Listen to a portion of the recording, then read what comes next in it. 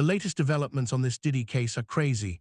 An inmate had already tried to stab Diddy in prison, and that was just the beginning. Now, former mobsters are saying Diddy might not make it through his sentence alive. This isn't about Diddy anymore, this is about survival. Look, things are getting serious with Diddy behind bars. And trust me, it's way more serious than what you're seeing in the headlines.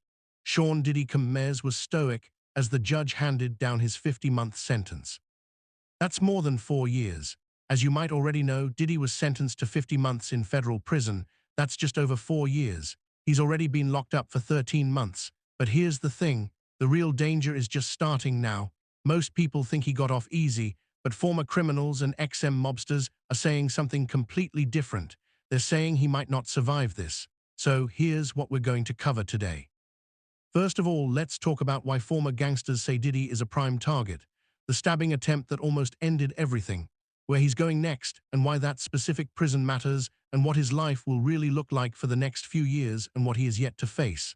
Let's get into it. Before we talk about the dangers Diddy's facing, you need to understand how we got here, why someone is trying to take Diddy out. I think Diddy got sentenced to 50 months. Is that right, Ank? You know, it said 50 months. He won. Yo, Diddy looked me in my face, bro, and said, yo, bro, I got them. Meaning like I said, yo, bro, you going to take him to the door? He's like, I ain't got no choice, but I got it. I'm my win. And he won. Like he's the only person that officially beat the feds. How'd he beat him? He's doing, what do you mean? He was going away for life. He beat a RICO. He was going to RICO Char. So Diddy originally faced RICO charges and sex trafficking. Those are extremely serious federal crimes. If he was convicted on all of them, he could have gotten life in prison. Life. But at trial, he beat the most serious charges. The jury found him not guilty. However, he was convicted on 2 counts, transporting women across state lines for prostitution. That's called the Mann Act. And even though those charges sound less serious, they still carry heavy time. He faced up to 20 years, but he got 50 months instead. Now here's where it gets interesting. Now Sean Holmes, from my observation, sitting inside that courtroom, did not have much of a reaction as his fate was handed down to him. It was actually moments before that he got emotional, crying when he spoke to the judge, which was the first time that he had addressed the court at length. The prosecutors wanted way more time. They asked for 11 years or more. His defense team, they wanted just 14 months, which was basically time served. That would mean Diddy walks free immediately, but the judge landed somewhere in the middle, 50 months. With time served and good behavior credits, he could be out in about 2 to 3 years. But let me tell you why this sentencing hearing was so intense. Now he faced his children and he said, I am sorry. I have failed you as a father. He then looked at his mother sitting in the gallery of the courtroom and said, you raised me better than this. And that is when his voice was cracking and when he began to cry. Diddy actually thought he was going home, no joke. He even booked speaking engagements for the next week. He thought the judge would give him time served and let him walk, but that's not what happened at all. The judge rejected his claims that the relationships were consensual. Judge called out the violence, the drug use, and the abuse of power. It was brutal. I'm sorry. I have failed you as a father.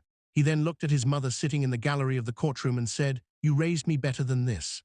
And that is when his voice was cracking and when he began to cry. Diddy even broke down crying in court. He faced his children and apologized for failing them as a father. He looked at his mother sitting in the courtroom and said, you raised me better than this. His voice was shaking. He was wiping tears from his face, but the judge wasn't moved. The judge said, history of good work cannot wash away this case. History of good work cannot wash away this case.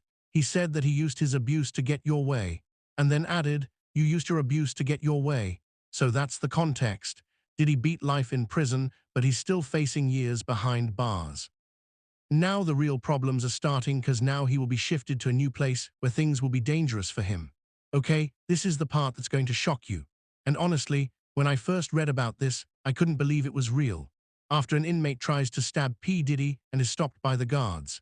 Based on defense attorney Brian Steele's statement and officer reports and accounts from witnesses, the following incident unfolded inside the Metropolitan Detention Center in Brooklyn. John Diddy Combs was targeted by another inmate who attempted to stab him. The inmate approached quickly, closing distance inside the unit. Officers reported seeing the weapon in the man's hand. As he moved in, witnesses described it as a direct attempt, fast, intentional, aimed at Combs. As the inmate stepped into striking range, correctional officers reacted. One officer intercepted the movement and stopped the attack before the contact was made. The weapon was confiscated and the assailant was restrained on the spot.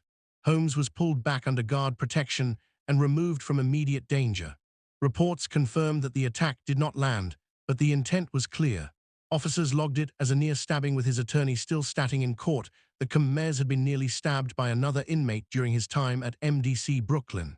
According to Diddy's defense attorney, Brian Steele, an inmate tried to stab Diddy at MDC Brooklyn. That's the Metropolitan Detention Center where he's been held. Another inmate targeted him and attempted to stab him. This wasn't just a threat. This was a real attack. Here's how it went down. The inmate approached quickly. He was closing distance inside the unit. Officers reported seeing a weapon in the man's hand as he moved in. Witnesses described it as a direct attempt, fast, intentional, aimed right at Diddy. As the inmate stepped into striking range, correctional officers reacted. One officer intercepted the movement and stopped the attack before contact was made. The weapon was confiscated. The assailant was restrained on the spot, and Diddy was pulled back under guard protection and removed from immediate danger. Think about that for a second. If those guards hadn't been right there, this story could have ended very differently. Reports confirmed that the attack did not land. The intent was crystal clear. Officers logged it as a near stabbing. Brian Steele stated in court that Diddy had been nearly stabbed by another inmate during his time at MDC Brooklyn. Brian Steele claimed that Diddy's been targeted while at MDC. Certain inmates believed they gained status in the jail if they were to shank him. Steele then claimed one of the jail guards stopped the man with the shank. I feel like it was either extortion or a lover's quarrel. That's usually what it is with him. Steele also said that Diddy has been targeted while at MDC. Certain inmates believed they would gain status in jail if they were to shank him.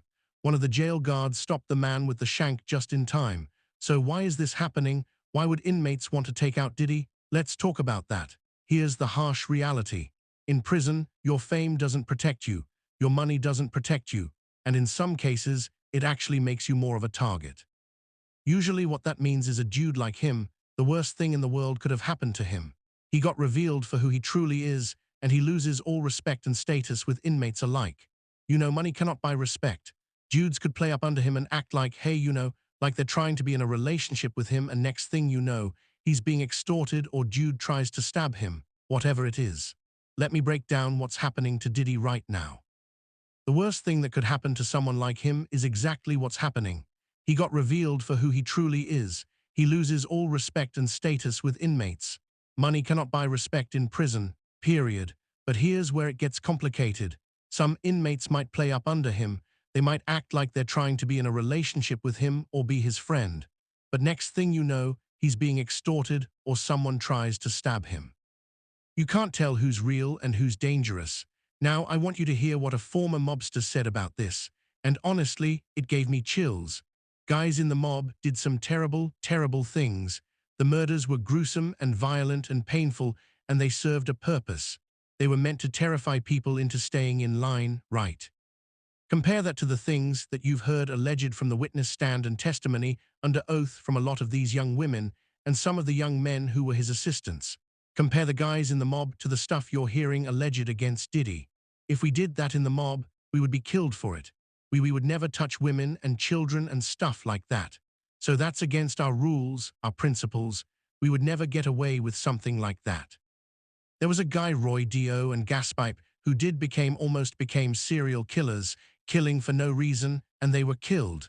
So I mean, if he was in the mafia, he would, and we knew what he was doing, he would have been killed. There would be no trouble. A former mobster explained the difference.